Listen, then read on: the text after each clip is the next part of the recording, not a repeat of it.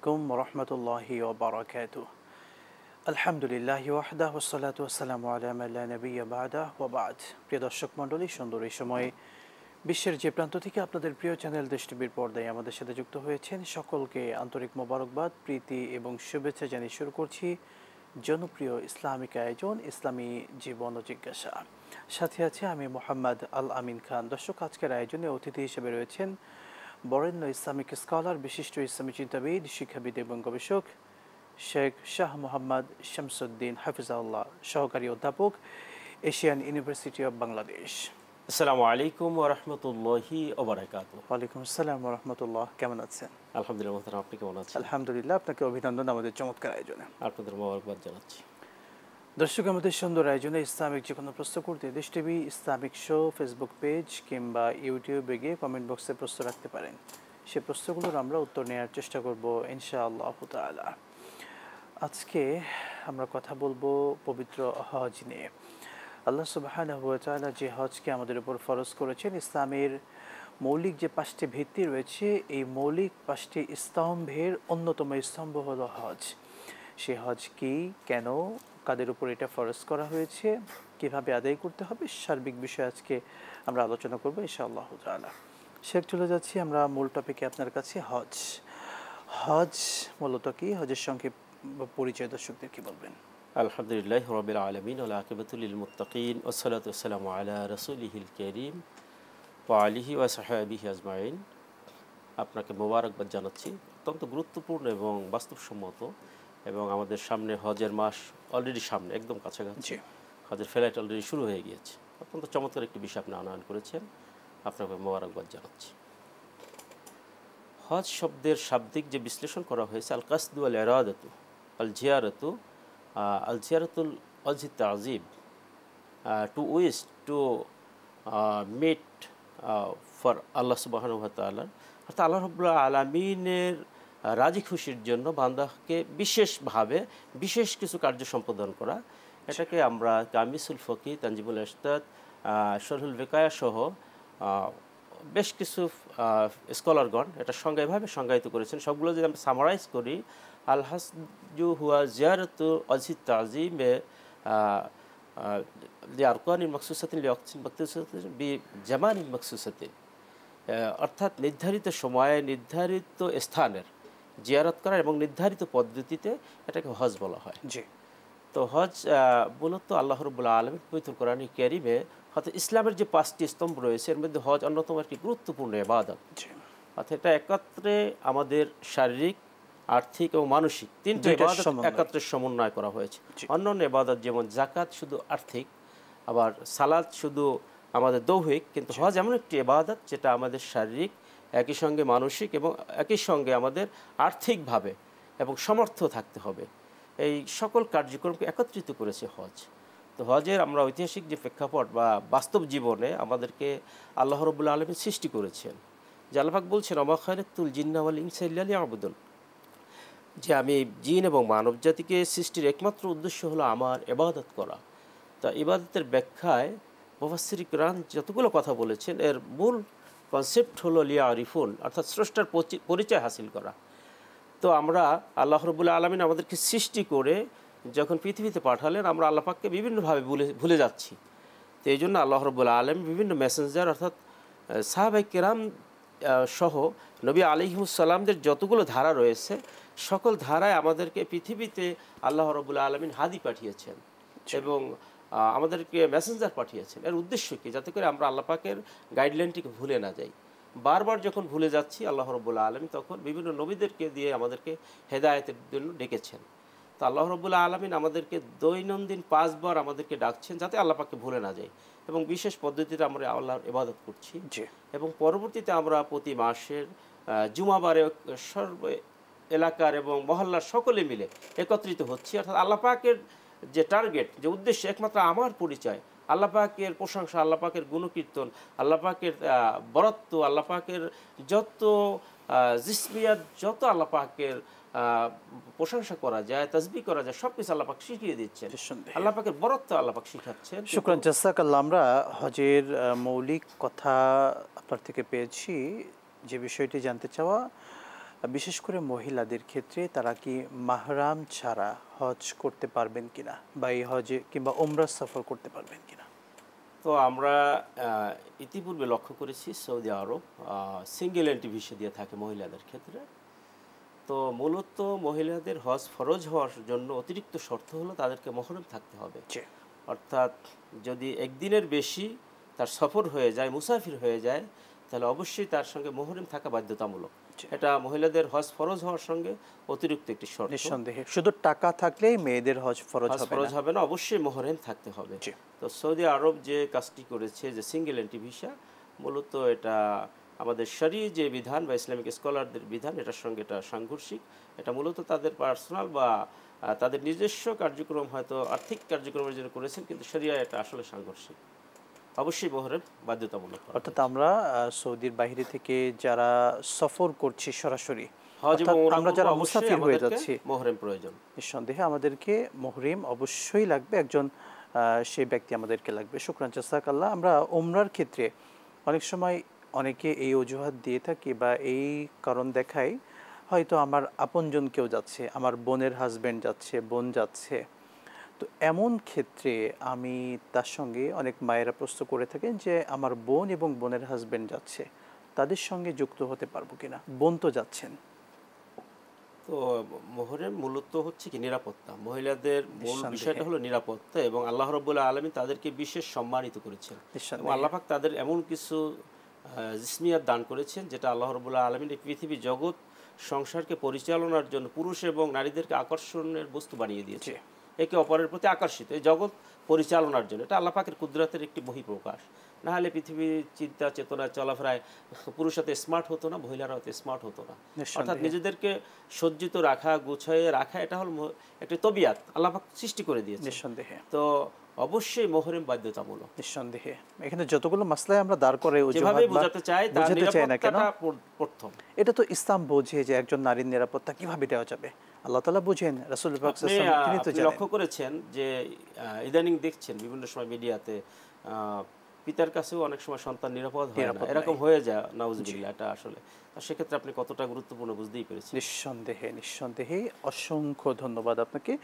আমাদের সমাজে একটি কথা প্রচলন আছে যে ঘরে যদি প্রাপ্ত বয়স্কা মেয়ে থাকে তাহলে তাকে বিয়ে না দিয়ে হজ করতে যাওয়া যাবে না।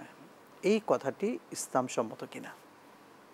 বিষয়টা শরিয়ার আসলে মেয়ে প্রাপ্ত বয়স্ক থাকলে তাকে বিবাহ দিয়ে হজে যেতে পারবে না, এরকম শরীয়ী কোনো বিধান আমাদের জানা নেই বা এরকম নেই।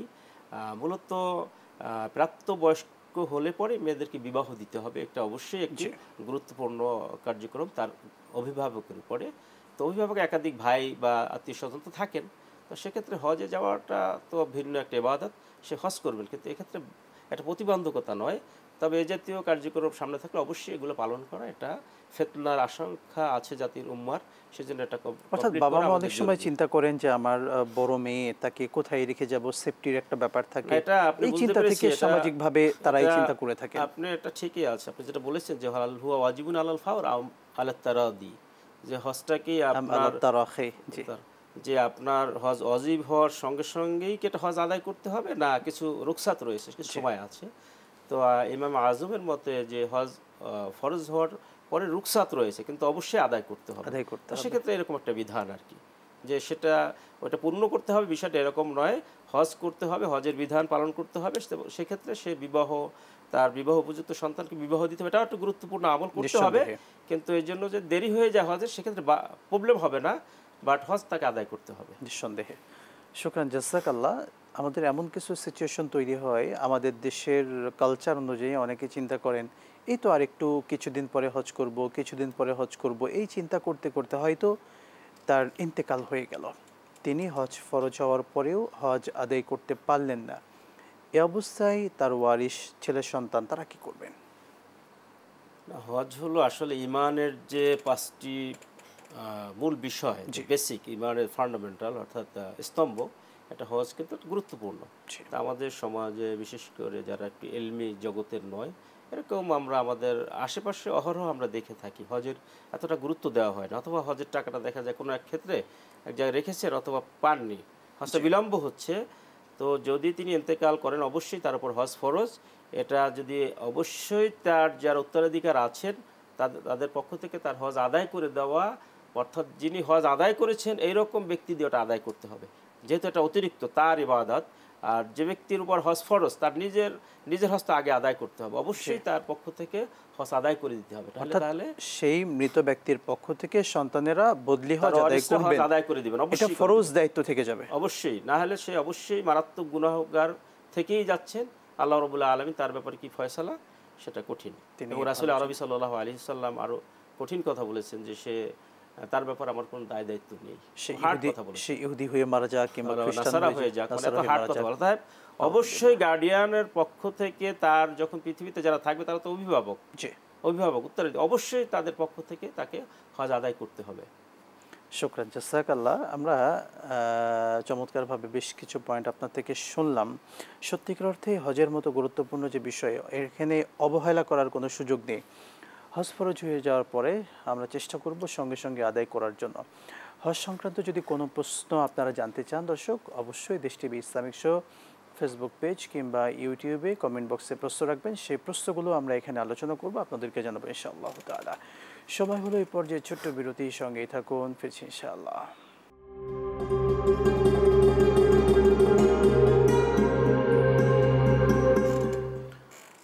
বিরতির পর আরও একবার স্বাগত জানাচ্ছি আপনাদের সকলের প্রিয় চ্যানেল দেশ টিভির সুন্দর আয়োজন ইসলামী জীবন ও জিজ্ঞাসায়। দর্শক মণ্ডলী, আমরা কথা বলছিলাম হজের গুরুত্ব, তাৎপর্য এবং ফজিলত নিয়ে। শেখ, আমরা প্রশ্ন এসেছে, মোহাম্মদ মনিরুল ইসলাম ভাই প্রশ্ন রেখেছেন, নগদ কত টাকা থাকলে একজন ব্যক্তির উপর হজ ফরজ হয়? আল্লাহ পাক পবিত্র কোরআনে কারীমে হজ ফরজ করেছেন। আল্লাহ পাক ইরশাদ করেছেন, ওয়ালিল্লাহি আলান নাসি হিজ্জুল বাইতি মান ইসতাতা ইলাইহি সাবিলা। সমর্থবান ব্যক্তির উপর হজ ফরজ।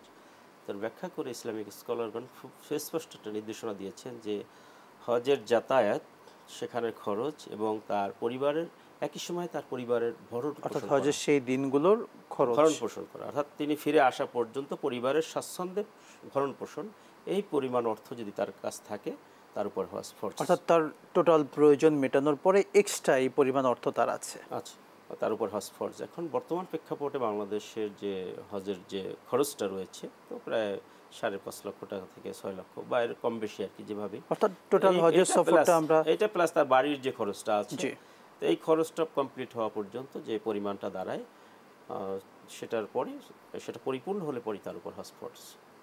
জি, শুকরান, জাযাকাল্লাহ। আমরা আরেকটি বিষয় দেখতে পাই, অনেকের নগদ টাকা নেই কিন্তু তার এক্সট্রা অনেক জমি আছে প্রয়োজন ছাড়া, অর্থাৎ নিজের বাড়ি ছাড়া মাঠে প্রচুর জমি আছে, এমন ব্যক্তিদের উপর হজ ফরজ হবে কিনা? আসলে কি, আল্লাহ রাব্বুল আলামিন আপনাকে সম্পদ দান করেছেন, এই সম্পদের মূলত উদ্দেশ্য কি? যে আল্লাহ পাকের যা কিছু দিয়েছেন এদি আল্লাহ পাকের নেয়ামত, শুকরিয়া, এটা আপনি তার মাহাত্ম্য বর্ণনা করবেন, তার শুকরিয়া, তার ইবাদতে আপনি নিজেকে ব্যয় করবেন। তো সেক্ষেত্রে সম্পদ এটা একটা নেয়ামত নিঃসন্দেহে। তার স্বাচ্ছন্দ্য, তার সচ্ছল জীবন যাপন করার জন্য যে সম্পদ প্রয়োজন, এর অতিরিক্ত সম্পদ ব্যয় করে তিনি এটা বিক্রি করবেন। অর্থ থাকলে সেটাও তো থাকতো এক জায়গায়, সেটা সে বিক্রি করে হজ করবেন। যদি তিনি আল্লাহ পাকের সন্তুষ্টি চান, আল্লাহ পাকের একান্ত আল্লাহ পাকের সন্তুষ্টি অর্জন করে আল্লাহ পাকের দিদার চান এবং দুনিয়া থেকে ঈমান নিয়ে যেতে চান, অবশ্যই আল্লাহ পাকের সন্তুষ্টির জন্য যে কার্যক্রম যেভাবে সমর্থ করা দরকার নিজেকে, সেভাবে সমর্থ করেই হজ আদায় করবেন। সেক্ষেত্রে সম্পদ, অতিরিক্ত সম্পদের একটি অংশ ব্যয় করে বিক্রি করে হজ করবেন। শুকরান, জাযাকাল্লাহ। আমরা হজের ফজিলতটি একটু জানতে চাই আপনার থেকে। হজ করলে আসলে কি প্রতিদান পাওয়া যায় দুনিয়া আখিরাতে? আল্লাহ রাব্বুল আলামিনের হাবিব সাইয়্যিদুনা মুহাম্মদুর রাসূলুল্লাহ সাল্লাল্লাহু আলাইহি ওয়াসাল্লাম বলেছেন, ইন্নাল হাজ্জাল মাবরুর লাইসা লাহু জাযাউন ইল্লাল জান্নাহ। নিশ্চয়ই একমাত্র মকবুল হজের বিনিময় জান্নাত ছাড়া আর কিছুই নয়। রাসূল আরবি সাল্লাল্লাহু আলাইহি ওয়াসাল্লাম অন্য হাদিসে ইরশাদ করেছেন যে তুমি হজ করছো আর মনে মনে এই ধারণা করছো আমার হজ কবুল হলো কিনা, এই ধারণা করাটা অন্যায়। অর্থাৎ ধারণা করা যাবে না, অর্থাৎ হজ কবুল হয়েছে এটাই হলো আল্লাহ পাকের পক্ষ থেকে রাসূল আরবি সাল্লাল্লাহু আলাইহি সাল্লামকে যে মেসেজ দেওয়া হয়েছে। অর্থাৎ এক ব্যক্তির হজ কবুল হলেই তো আল্লাহ রাব্বুল আলামিনের সন্তুষ্টির জন্যই তো সে যাচ্ছে। উদ্দেশ্য যদি আল্লাহ পাকের সন্তুষ্টি থাকে, আল্লাহ রাব্বুল আলামিন হজের যতগুলো পয়েন্ট রয়েছে সবগুলো মকবুলিয়াত। হজের যখন সে বাইতুল্লাহ শরীফের জিয়ারত করবে, কাবার সে গিলাফ ধরবে, এখানে আল্লাহ পাকের তার দোয়াকে কবুল করে নেওয়া হয়।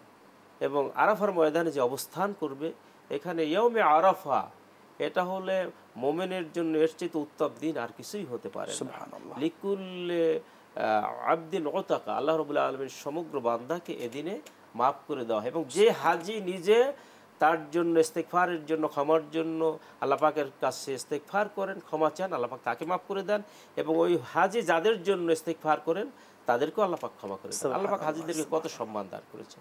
আর এই উদ্দেশ্য হলো এই বিশ্ব জগৎ একমাত্র আল্লাহ পাক ছাড়া আর কিছুই নয়, সকল ক্ষমতার উৎস একমাত্র আল্লাহ পাক, এই ঘোষণাটা দাও। আপনি দেখেন পৃথিবীতে বিশ্ব মুসলিম কোনো বিভিন্ন গোত্র, বিভিন্ন মত, বিভিন্ন পদ, বিভিন্ন দল, বিভিন্ন ভাষাভাষী, সারা পৃথিবীর মুসলমান একত্রিত হয়ে এক কমান্ডে এক আল্লাহ রাব্বুল আলামিনের কাছে লাব্বাইক বলে বলে তারা আল্লাহ পাকের কাছে উপস্থিত হয়েছে এক কমান্ডে, এক ইমামের নেতৃত্বে। এটা হলো আল্লাহ পাকের যে পাওয়ার, আল্লাহ পাকের ক্ষমতা, আল্লাহ রাব্বুল আলামিন যে একমাত্র ক্ষমতার উৎস এবং ক্ষমতার মালিক, এর চাইতে বড় ঘোষণা আর কিছুই হতে পারে না। এবং আপনি যখন ইহরাম বাঁধলেন, অর্থাৎ দুনিয়ায় আপনি পরিপূর্ণভাবে আপনার এত সম্পদ, এত কিছু থাকার পরেও আপনি আল্লাহ পাকের কাছে সব কিছু ছেড়ে দিয়ে দুইটা কাপড়ে আল্লাহ পাকের কাছে হাজির হয়ে যান। অর্থাৎ আমাদেরকে মনে করিয়ে দিচ্ছে যে তোমাকে দুনিয়ার সব কিছু ছেড়ে খুব খুব কাছাকাছি সময় তোমাকে বিদায় নিতে হবে। সেই প্রস্তুতির জন্য তুমি এই হজটা, সেটার একটা পরিপূর্ণ একটা সিস্টেম, সেটা প্র্যাকটিস আল্লাহ পাক হজের মাধ্যমে করিয়ে দিচ্ছেন। এবং আপনি যখন দেখেন, যখন হাজিরা মুজদালেফায় যখন রাত্রি যাপন করে, কে ধনী কে দরিদ্র, কে কোথায়, কোনো ভেদাভেদ নেই, সকলে একই জায়গায় মাটিতে একদম আল্লাহ পাকের সেই জমিনে সকলে শুয়ে যাচ্ছেন একই কাতারে। এখানে ধনী দরিদ্র আল্লাহ পাক, অর্থাৎ মানুষের যে মনুষ্যত্ব, নৈতিকতা, মানুষের হিউম্যানিক কালচার, মানুষের যে মূল বেসিক পয়েন্ট, যে একমাত্র সকলে আল্লাহ পাকের ইবাদতকারী, আল্লাহ পাকের সৃষ্টি এবং আল্লাহ পাকের কাছে ফিরে যেতে হবে। তোমার অহংকারের কোনো কিছু নেই, তোমার বরত্বের কিছু নেই, সকল বরত্ব একমাত্র আল্লাহ। সেই ঘোষণাটা আল্লাহ পাক তার হজের মাধ্যমে নিচ্ছেন এবং বান্দাকে কবুল করে দিচ্ছেন। এবং আপনি যখন জামরাতে পাথর নিক্ষেপ করে, তখন মনে করে দিচ্ছে যে দুনিয়ার জীবনে চলতে গেলে তোমাকে শয়তান বিভিন্ন পদে পদে বাধা দিবে, তুমি কি এভাবে শয়তানকে ডিনাই করবে সকল কাজ থেকে, আল্লাহ পাক শিখাচ্ছেন। এবং যখন আপনি বাইতুল্লাহ শরীফে জিয়ারাত করছেন, অর্থাৎ এই যে ঘুরছেন 7 বার, এর কাছে যে তুমি যত কিছু কাজ করো একমাত্র আল্লাহ পাকের সামনে রেখে, আল্লাহ পাককে উদ্দেশ্য করে তুমি তোমার জীবনকে আবর্তিত করবো। অর্থাৎ আল্লাহ পাক হজের মাধ্যমে বান্দা থেকে জাগতিক এবং আধ্যাত্মিক ট্রেনিং দিয়ে পরিপূর্ণ পরিশুদ্ধ করে একমাত্র আল্লাহ পাকের মকবুল বান্দা হিসেবে আল্লাহ পাক কবুল করিয়ে নেবেন। এটাই হলো হজের মূল কনসেপ্ট, হজের মূল শিক্ষা। শুকরান জাযাকাল্লাহ, চমৎকার কথাগুলো বললেন। সত্যি হজ মানুষকে পরিবর্তন করতে পারে। আমরা অনেকে দেখতে পেয়েছি হজ, ফরজ হজ না করে শুধু ওমরা করে চলে আসেন। তো ফরজ হজ না করে যদি তিনি শুধু ওমরা আদায় করেন, তাহলে ফরজ হজের যে বিধানটি সেটি আদায় হবে কিনা? না, হজের ফরজ তো হজই করতে হবে। অনেকে আছেন ওমরা করেন, এর জন্য কোনো স্কলার বলেছেন হজ ফরজ হওয়ার সঙ্গে সঙ্গে ওমরার পূর্বেও হজ করতে হবে, হজটাই আগে করতে হবে, এরকম অনেক স্কলার বলে থাকেন। কিন্তু মূলত বিষয়টা হলো যে ওমরা করুক, যতবার করুক সেটা আপত্তি নেই, কিন্তু অবশ্যই তাকে হজের ফরজিয়াত আদায় হওয়ার জন্য হজ করতে হবে। ওমরার মাধ্যমে হজ পূর্ণতা পাবে না, হজের আদায় হয়ে যাবে না। অনেকে, বিশেষ করে আমরা যেটি দেখতে পাই, এমনটি ইদানিংকালে বেশি হচ্ছে, ওমরা থেকে চলে এসে নিজের নামে হাজির লাগিয়ে হয়তো সে সামনে নির্বাচন করবে, এই চিন্তায় ধারাই এই কাজগুলো অধিকাংশ সময় করে থাকেন। সত্যিকার অর্থে ইসলাম কি এই ব্যাপারগুলোকে উৎসাহিত করে? কিভাবে দেখে? বিষয়টা হলো যে আল্লাহ রাব্বুল আলামিন হলেন একমাত্র ক্ষমতা, একমাত্র পাওয়ার সব আল্লাহ পাকের। তো মানুষ যতই লকব লাগাক, তার মধ্যে যদি অহমিকে আসে, তো তার সবকিছু ফান্তাহাবাত আমালুকুম আইমানিকুম, সবকিছু বরবাদ হয়ে যাবে। একমাত্র আল্লাহকে ছাড়া, আল্লাহর সন্তুষ্টি ছাড়া কোনো কিছু করা যাবে না। আর ওমরা করে হজের এটা লাগানো তো মস্ত বড় অন্যায়, মানুষকে ধোঁকা দেওয়া, প্রতারণা করে। শুধু দুনিয়ার মানুষকে প্রতারণা করে না, আল্লাহ পাকের সঙ্গে প্রতারণা করা।